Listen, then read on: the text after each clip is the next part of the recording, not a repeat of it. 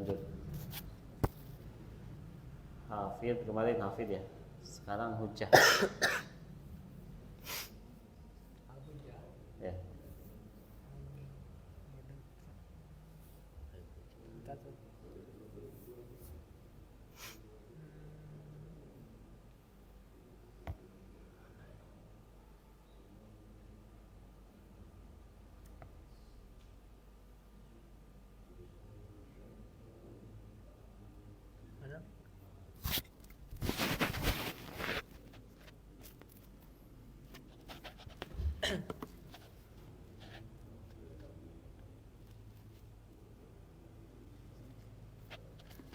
Langsung kita dibaca. Ya. Bismillahirrahmanirrahim. Al-hujjatu lugatan madalla bihi Hah? Dulla bihi madulla bihi ala sihhatid da'wa minal bayyinati wal burhani wakilal hujjatu wad dalilu wahidun wa istilahan huwa laqabun arfa'u minal hafid wadunal hakim wa huwa hakimi ya. dunal hakimi. Tadi itu mana? Wa huwa man balago fil hifdi wal itqani wat tadqiqi fima yahfadu minal asanidi wal mutuni mablagon. Kalau ada tasydidnya muballigon. Kalau tidak ada mablugon. Mablugon asbaha bihi hujjatan indan nasi ammihim wa khasyihim lidzalika luqiba bil hujjati wa qala ibnul mutari huwa alladhi ahata ilmuhu bisalasimi mi'atil alfi hadisin matna wa isnadan. Bisalasimiatin alfa ya. Alfa Bisalasimiatin alfi hadisin matanan wa isnadan. Terus wa ahwala ruwatihi jarhan wa ta'dilan wa tarikhan ya. Waluk kiba bihi ba'du a'immatil hadisi mislu Sufyana Mislu Sufyana bin Uyainata ya. Oke. Dulu.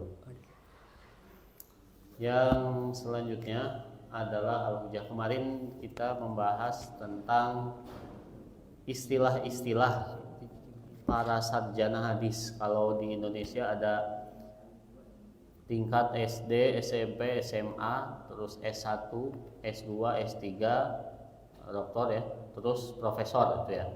Nah, di dalam hadis kemarin bagi para pemula, bagi para pembelajar hadis disebut muhadis.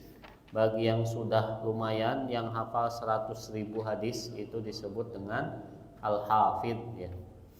Nah, yang selanjutnya tingkatan berikutnya adalah al-hujjah. Siapa itu al-hujjah? Hujjah itu adalah lughatan secara bahasa ma dulla bihi ala sihhatid da'wa minal bayyinati wal burhani. Adalah satu istilah yang digunakan untuk ditunjukkan terhadapnya kebenaran satu dakwah. Dakwah itu pengakuan. Minal bayyinati wal burhan, di antara bukti-bukti dan ya, bayyinah itu dan burhan itu sama, bukti-bukti dan penjelasan-penjelasan. Jadi hujjah itu adalah satu pembuktian untuk orang yang mengaku melakukan atau tidak melakukan sesuatu. Nah, itu namanya hujjah. Misalnya ada seseorang yang dia mencuri, kemudian dia mengaku saya tidak mencuri, kan itu perlu bukti. Nah, bukti itu disebut dengan hujjah dalam bahasa Arab.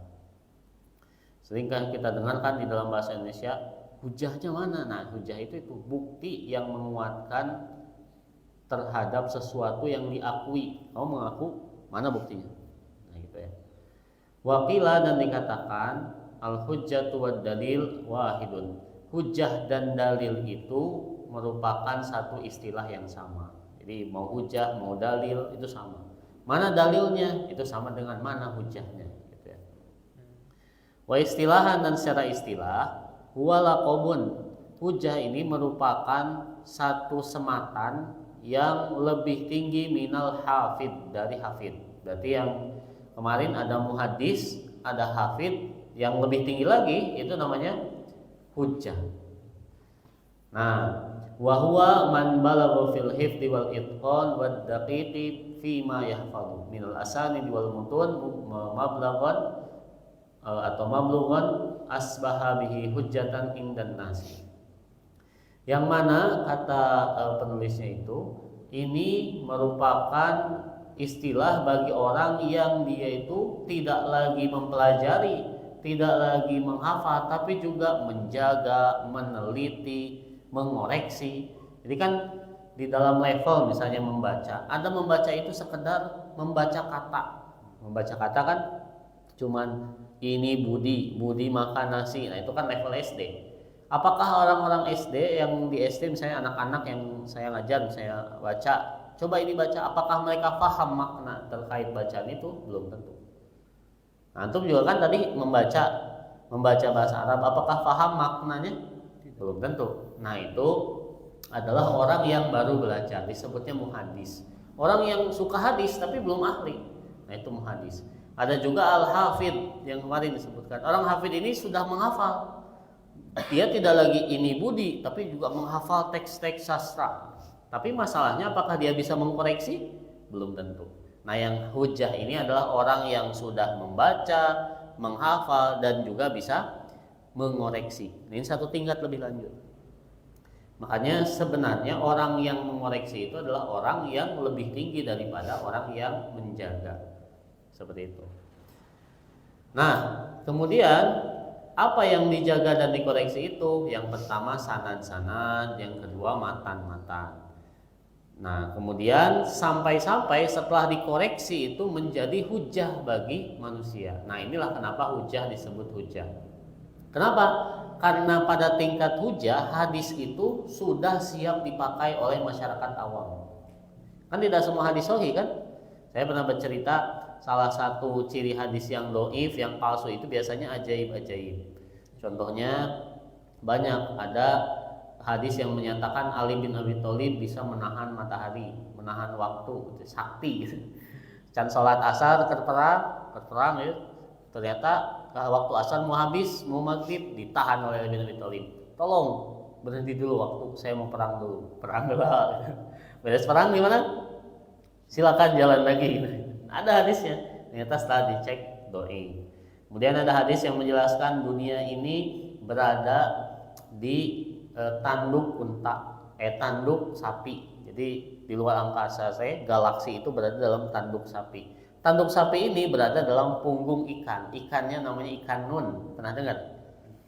Nanti kalau baca tasawuf yang dia tidak memakai hadis, ada namanya ikan nun. Di nun itu ikan.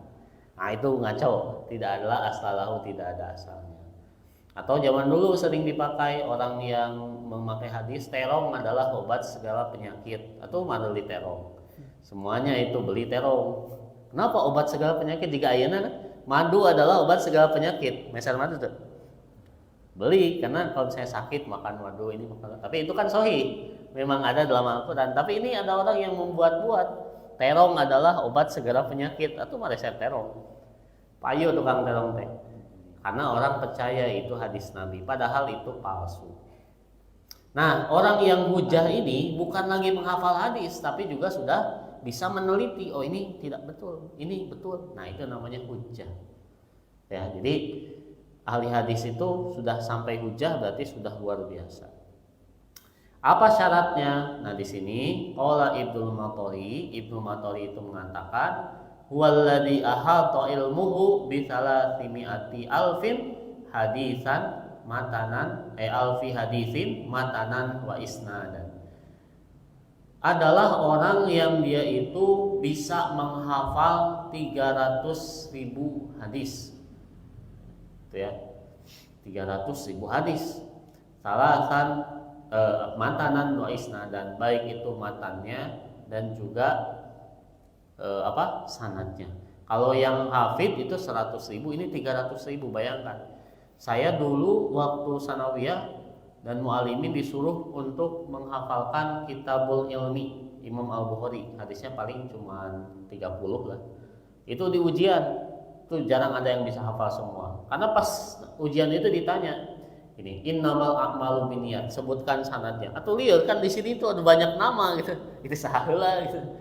Siapa yang mau keluar lebih dulu dari si A ke si B? Keluar asal sanes eta sahalnya. Susah menghafal di situ. Kemudian si guru saya itu juga mengatakan hadasana Ahmad, hadasana Ma'mar, hadasana bla bla an Abi Hurairah, sebutkan hadisnya. Atau bingung gitu. Kira naon itu hadisnya. Nah, itu cara ditesnya ulama hadis itu gitu. Ya antum jangankan menghafal hadis lah, menghafal nama-nama saja. Saya sampai sekarang kadang suka pebaliut anak-anak SD, itu saha namanya gitu. Nah, kadang suka pebaliut. Kalian juga sama kan? Kadang susah menghafal nama. Nah, ahli hadis itu sampai 300.000 hadis. Bayangkan betapa mereka itu adalah orang-orang yang cerdas. Bukan hanya hafal, tapi juga bisa merangkai dan lain sebagainya. Nah, salah satunya adalah Sufyan bin Uyainah, Sa'id bin Mansur. Ini nama-nama terkenal kalau kalian belajar hadis ya. Abu Sa'id Utsman bin Sa'id. Jadi kita bersyukur ada orang-orang ini, karena tanpa orang-orang ini tidak ada Sahih Bukhari, tidak ada Sahih Muslim. Kita tidak tahu Nabi kalau misalnya sholat menghadap kiblat. Kita tidak tahu kalau misalnya Nabi ketika buang air besar tidak menghadap kiblat. Kita tidak tahu. Nabi makan dengan tangan kanan. Kita tidak tahu kalau tidak ada para ahli hadis. Jadi merekalah yang menjaga agama sebenarnya. Oke, yang selanjutnya Al-Hakim. Ya, Al-Hakim. Al-Hakimu logotan ismu fa'ilin minal ismun fa'ilin minal hukmi. Ya. Minal hukmi. Wa huwa hakimul biladi wal qadi. Ya. Istilahan man ahata ilmuhu bi jami'il ahadisil marwiyati matna wa isnadan. wa jarhan wa ta'dilan wa tarikhan wa ilalan wa ghoriban wa mukhtalifan wa nasihan wa mansukhan wa taufiqan baina ma zahiruhu ta'arudu wa syarhan lima zahiruhul iskalu bima zahiruhul jadi mudhof iskali bima yuwafiquhu ila nahwi dzalika minal ulumi wala yafutuhu illal qalilu. Yang selanjutnya setelah kita tadi mengetahui tentang hujjah aja sudah susah ya, 300.000 hadis. Nah, sekarang masuk kepada tingkat yang lebih tinggi lagi, yaitu al-hakim. Hakim secara bahasa adalah isim fa'il dari kata hukum, yaitu hakimul bilad atau pemimpin, bukan pemimpin hakim ya juri gitu ya, yang memutuskan hukum di satu negeri, wa qadi, dan juga yang memutuskannya qadi atau hakim itu sama yang memutuskan hukum ketika ada perselisihan atau peraduan. Nah, hakim itu disebut hakim karena dia memiliki hikmah. Apa itu hikmah? Kebijaksanaan. Nah, jadi kalau hakim tidak memiliki hikmah, itu bukan hakim gitu ya. Tapi ya hakim dolar, hakim yang sesat. Hakim itu pahalanya sangat besar.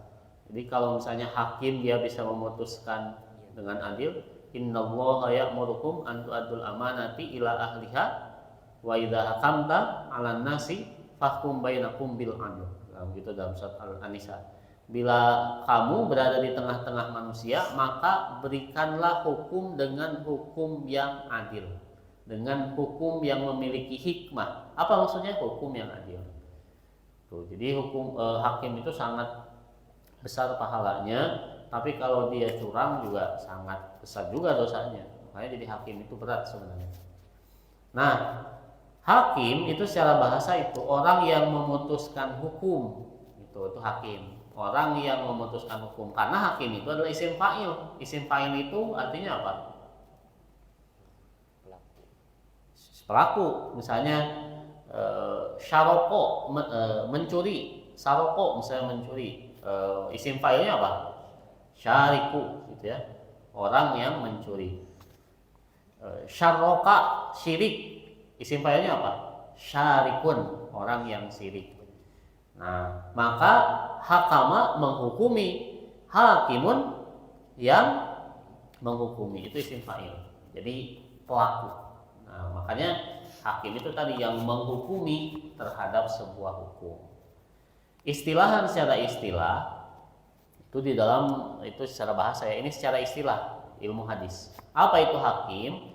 Hakim adalah man ahata ilmuhu bi jami'il ahaditsil marwiyati matanan wa isnadan. Yaitu orang yang tidak hanya menghafal, tidak hanya menjaga, tidak hanya mengoreksi, tapi juga menguasai seluruh bidang ilmu yang terkait dengan sanad dan matan. Kalau yang mengkoreksi mungkin satu bidang ilmu bisa. Misalnya ada orang yang mengkoreksi itu kayaknya jelek gitu. Nah, mungkin pengetahuan dia hanya sebatas tentang sesuatu yang jelek itu. Lainnya macam tentu. Tapi hakim itu pokoknya orang yang menguasai segala bidang tentang motor. Kalau yang mengkoreksi kan itu bannya bocor, dia tahunya cuma ban doang, tak apal karbu, tak apal rantai. Kalau hakim adalah orang yang tahu tentang motor apapun itu, mau ban, mau rantai, mau mesin, nah itu hakim. Jadi hakim itu orang yang mengetahui segala seluk-beluk tentang matan dan sanad. Wajarhan wa ta'dilan, bukan hanya matan dan sanad, juga tentang jarah dan ta'dil. Maksudnya apa? Kan rawi itu ada yang diterima, ada yang tidak. Gimana cara tahu diterima atau tidak? Ya dijarah dan ditakdil. Sebutkan apa kekurangannya. Misalnya ima lalai. Nah, diajar teh kalah tidur wae. Nah, itu namanya ghaflah dalam ilmu hadis. Ada juga orang yang gimana cenah murid teh kalah tibalik wae Kulau tu birabbil ya ayyuhal kafirun la a'budu ma ta'budun la ta'budu ma a'budun. Nah, dibalik wae cenah itu ta'budu jeung ta'budu. Nah, itu namanya maklub. Rawi yang sering bolak-balik kan hadis teh. Salah we gitu. Nah, itu ya. Jadi jarhan wa ta'dilan. Ada rawi yang tidak layak menjadi rawi, ada yang rawi dipuji. Wa tarihan wa ilalan, dan juga menguasai ilmu tentang tarikh dan juga ilal. Ilal itu kecacatan di dalam hadis. Kemudian wa ghariban wa mukhtalifan, hadis yang gharib dan yang berselisih. Nasih mansuh, hadis yang sudah dihapus dan yang terhapus, yang menghapus dan yang dihapus.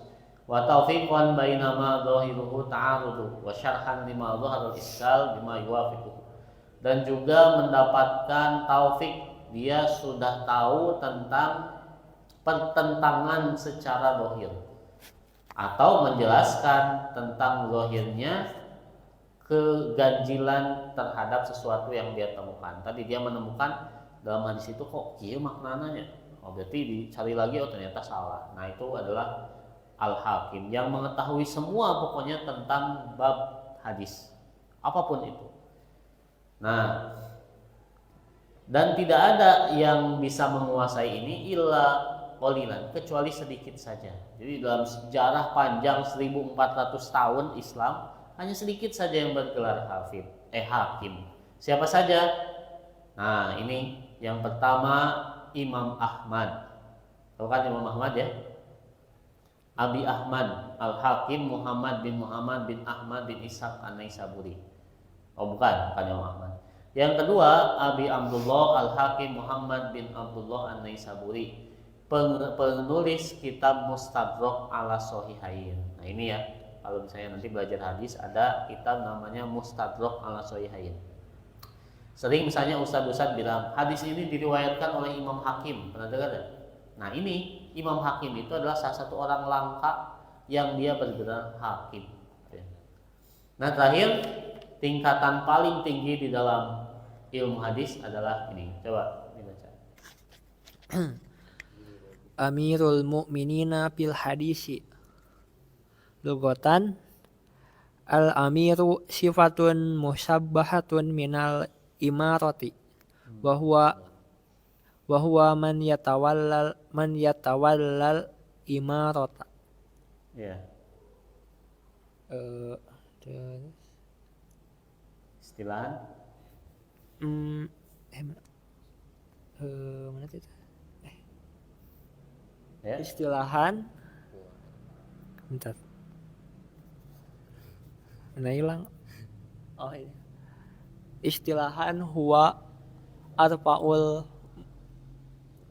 muratibu wa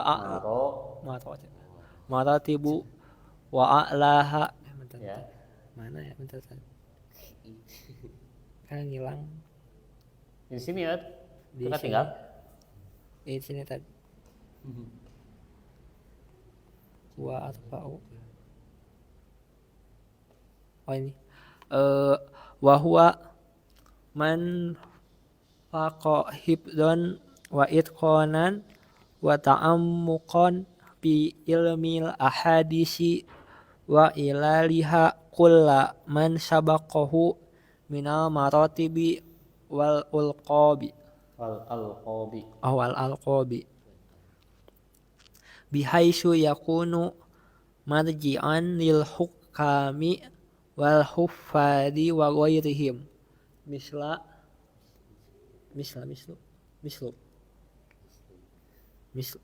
tadi Ya, mislu titik ini tuh titik. Ghairihim titik. mislu Sufyanas Sauri terus wasyu'bata benil wasyu'bata benil hajjaji wal bukhari wa muslimin wad daruqutni wa ibnil hajar. Oke. Yang terakhir adalah ini yang paling tinggi ya, kalau dalam akademik mungkin profesor atau mungkin di dalam tata negara presiden gitu ya, di tatanan paling tinggi dalam ilmu hadis, yaitu Amirul Mukminin fil hadis atau pemimpin di dalam hadis. Nah, secara bahasa amirun adalah sifatu musyabbahah minal imarah. Adalah sifat musyabbahah dari imarah. Apa itu sifat musyabbahah? Sifat musyabbahah udah belajar dalam nahwu ya? Oh, belum ya. Jadi sifat musyabbahah itu adalah sifat yang diidentikan. Gitu ya. Yang dilekatkan, yang disamakan gitu. Itu sifat musyabbahah. Maksudnya apa? Imaroh pemimpin, imaroh kepemimpinan itu selalu lekat dengan amir pemimpin. Tuh. Nah amir itu kan sering kita ya mendengar kata amir. Amir itu asal katanya dari kata amaro. Amaro itu apa? Memerintah. Karena kerjaan amir itu adalah memerintah, bukan turun ke got, bukan turun ke gorong-gorong. Amir itu keahliannya ada di otak, bukan di tangan. Kenapa? Ya karena perintah itu berasal dari mana? Dari pikiran. Makanya untuk menguji pemimpin itu ya sebenarnya pikirannya, bukan tangannya, bukan. Nah di kita jadi dibalik ya. Jadi yang turun ke jalan itu wah luar biasa. Padahal ya amir itu bisa dipuji karena dia ada perintah yang tegas dan tepat yang solutif. Itu amirun. Juga ya namanya amirun itu punya wewenang ketegasan tuh. Karena amarok memerintah itu ya harus diturutin. Nah, mungkin itu ya salah satu celah bagaimana yang namanya amir itu bukan hanya memerintah tapi memberi contoh gitu. Nah, itu tadi agar amarohnya, agar perintahnya bisa terlakukan. Tapi secara umum, secara khusus ya, amir itu keutamaannya dalam pikiran, membuat kebijakan. Kalau yang pelaksananya baru di dalam kekuatannya. Itu amir ya. Di dalam bahasa Arab, amir itu berasal dari kata amaro yang artinya memerintah. Karena kerjaan amir itu ya tukang merintah. Wahwa man yutawallal imaroh, yaitu orang yang yaitu memiliki kekuasaan. Imaroh itu kekuasaan. Istilahan secara istilah, nah apa itu Amirul Mukminin fil hadis? Amirul Mukminin fil hadis adalah huwa arfa'ul maratib wa a'laha, adalah yang paling tinggi derajatnya dan yang paling utama. Tadi ya berarti tingkat 1, ring 1. Wa huwa man faqa hifdhan wa itqanan wa ta'ammuqan fil ilmil ahadis, yaitu orang yang dia sudah melampaui, yang dia itu sudah tidak perlu dipertanyakan hafalannya, penjagaannya, kedalamannya fi ilmil hadis, di dalam ilmu hadis, wa ilal, dan ilalnya, dan kecacatan-kecacatannya. Jadi bukan hanya hafal. Kalau hafal tadi kalau membaca tingkat muhadis, kalau hafal tingkat hafid, kalau memahami mengoreksi dan memahami tingkat hujjah, kalau menguasai semua bidang tingkat hakim. Nah, Amirul Mukminin fil hadis itu yang meliputi semuanya, pokoknya yang lebih-lebih daripada 4 ini. Bukan hanya 4 itu, tapi apapun mulai tentang hadis pasti tahu dia. Nah, kullaman sabaqahu minal maratib wal alqab. Jadi tadi meliputi dari tingkatan-tingkatan sebelumnya. Jadi lewatlah seperti motor, misalnya motor ninja itu kan lewat motor bebek, motor backjewel, segala apalah lewat gitu. Berarti motor ninja itu adalah tingkat yang paling tinggi. Nah, siapa saja? Yang pertama Sufyan As-Tsauri. Wah, ini terkenal sekali. Syu'bah bin Hajjaj terkenal juga. Bukhari, Imam Al-Bukhari itu Amirul Mukminin fil hadis. Karena tadi sudah tingkat paling tinggi. Imam Muslim, nah Imam Muslim juga sama tingkat paling tinggi. Imam Ad-Darulqutni, ini muhadis juga sama. Yang terakhir adalah Ibnu Hajar. Nah, Ibnu Hajar ini sering kita dengar dengan kitabnya Fathul Bari. Nah, itu adalah tingkatan-tingkatan di dalam ilmu hadis. Itu tingkatan-tingkatan di dalam ilmu hadis yang kita pelajari. Jadi sekali lagi, tanpa adanya ilmu hadis, tanpa adanya muhadis, ya kita tidak tahu bagaimana perilaku Rasul. Dan syarat untuk meriwayatkan hadis sangat-sangat ketat. Kenapa? Karena tadi tingkat yang kedua saja harus hafal 100.000 hadis. Ibaratnya bukan tingkat guru lah, tingkat guru SMP itu harus hafal 100.000 hadis. Nanti guru SMA 300.000, guru S1, nah itu harus lebih lagi menguasai semuanya. Nah, paling tinggi profesor gitu. Di tingkat kedua saja harus 100.000 hadis. Nah, orang kalau hidup di zaman dulu yang ada ahli hadis juga mau jadi muhadis susah ya. Apalagi Quran wae susah gitu ya. Ayeuna apa engke hilaf, ayeuna apa ke hilaf gitu. Nah, mungkin itu saja ya yang bisa disampaikan. Insyaallah 2 minggu lagi ya, 2 minggu lagi siap-siap putra ya. Putra Naba ya untuk tasmi. Nanti dilanjut dengan putra 2 minggu deh. Jadi nanti 2 minggu lagi putra ya. Jadi 2 minggu sudah nambah putra. Kemudian selanjutnya untuk tulisan 2 minggu juga ya. Jadi nggak tahu nih nanti habis sisa apakah saya bisa atau enggak. Ini menuju Tedamang putra. Jadi harus segera ini. Biasanya rewel lawan menuju panas. Nah, nanti kerjakan saja ditulis saja ya. Udah kemarin dikerjakan belum? Judul sama rujukan belum? Udah ya. Nah, sekarang coba untuk membuat sebisanya dulu, 1 paragraf, 2 paragraf, atau setelah membaca kerangka tulisannya. Nanti kerangkanya dari sini ke sini ke sini. Nanti 2 minggu lagi kita terbitkan ya, semoga jadi buletin Jumat. Ya minimal di sini dulu. Nanti sudah konsisten bisa ke Besi lain. Oke, itu saja mungkin ya yang bisa disampaikan. Assalamualaikum warahmatullahi wabarakatuh.